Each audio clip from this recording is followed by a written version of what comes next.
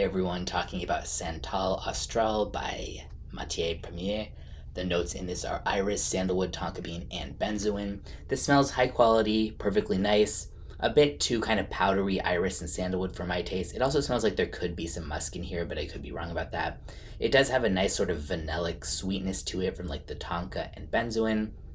The sandalwood is like very fresh woods, almost like fresh sawdust type of sandalwood, but with some of the creamy side as well.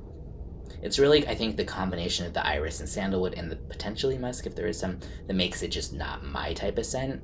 But it is a really well done take on the notes listed. So if you like those notes, this is such a high quality and I would say pretty mass appealing version of those notes. It's really just down to that I don't like the notes themselves and nothing at all to do with saying this is not high quality or well done.